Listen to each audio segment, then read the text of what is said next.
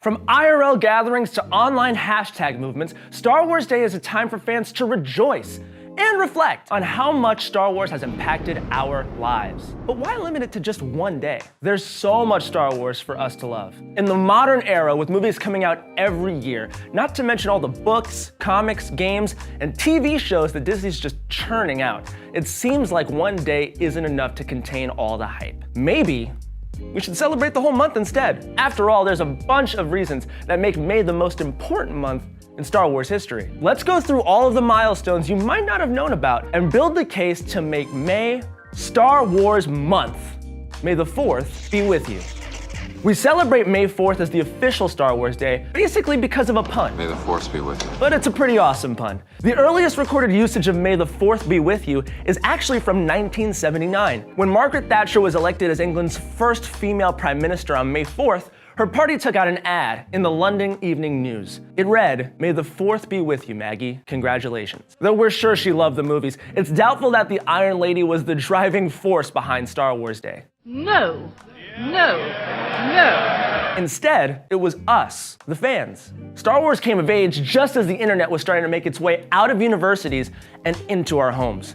By the time Return of the Jedi hit theaters, Star Wars fans from all over the world were forming communities on Usenet and bulletin boards. That's where May the 4th really began. It was an inside joke that became a grassroots movement within the fandom. In 2011, the first organized May 4th get-together took place at the Toronto Underground Cinema. And today, Star Wars Day is a worldwide event. But you don't need a big party to celebrate Star Wars. There are plenty of other ways to mark the occasion. You can go to a baseball game. Star Wars Day here at Chase Field, and we are embracing the theme, where some teams wear special uniforms in honor of Star Wars Day. Hell, even if you're stuck on the International Space Station, you can always celebrate by watching your favorite Star Wars movie. To everyone on Earth from the International Space Station, may the 4th be with you. It's also a great time to check out a Disney theme park.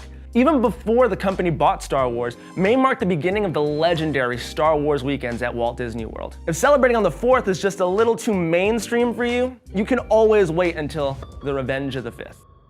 If Star Wars Day began as a joke, the Revenge of the 5th is a straight-up meme. Can't stand to see those traitorous rebels celebrate the deaths of countless Imperials?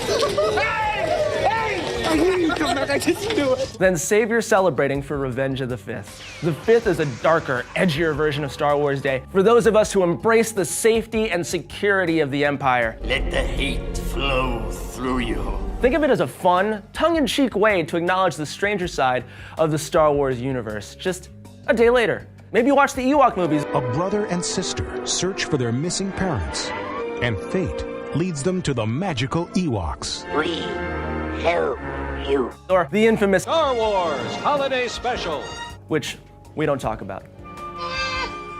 Dust off your tag and bank, or Star Wars Infinities comics. Play some Masters of Terras Kasi on your old PlayStation, or do whatever you feel like. On either day, really. It's not like we need an excuse to love Star Wars. Star Wars debuts. Did you know that before The Force Awakens broke the streak, all 6 Star Wars movies were released in May? It started with A New Hope on May 25th, 1977. So why don't we just celebrate the actual anniversary of the first Star Wars movie? Well, that was the idea, at least. In 2007, Los Angeles City Council declared May 25th as Star Wars Day to honor the 30th anniversary of the film. Nowadays, La La Land celebrates Star Wars the same day the rest of the world does. Even beyond Star Wars, May 25th is a day that's recognized by nerds of all kinds. For example, fans of The Hitchhiker's Guide to the Galaxy celebrate Towel Day on the 25th. You want to survive out here, you gotta know where your towel is. They wear bathrobes and carry towels just like series protagonist Arthur Dent, a man who always knows where his towel is. There's also the glorious 25th of May, where fans of the Discworld series wear lilacs to raise awareness of Alzheimer's, which took the life of author Terry Pratchett. There's so much stuff happening on the 25th that since 2006, it's actually been recognized as Geek Pride Day, a sort of catch-all day to celebrate all things nerdy in pop culture. I don't think Star Wars fans would have a problem sharing the spotlight on the 25th, especially since we should just have the whole damn month anyway. George Lucas's birthday. On top of the movie releases, May is also the month George Lucas was born. May 14th, 1944 to be precise. So why don't we celebrate Star Wars Day on his birthday? As the father of Star Wars, he had an enormous impact on all of our lives and deserves to be celebrated, even if we're still salty about the special editions. Look, Mr. Lucas, I love you. I know. But Han shot first. And even though you're not involved anymore, Star Wars is going to be your legacy long after we're gone. On the other hand, Star Wars has always seemed bigger than just one person. It's more than just a few movies. Star Wars is every TV show, video game, and comic book set in that galaxy far, far away. It's every expanded universe novel, canon or not canon. It's the fan films. Welcome. Wasn't that great? Fan fiction and cosplay, the community from all walks of life that gathers to share their love for Star Wars. Star Wars Day isn't only about the franchise and the genius who brought it to life. It's just as much about us, the fans. After all, we came up with it. And now we're coming up with something even better, Star Wars Month.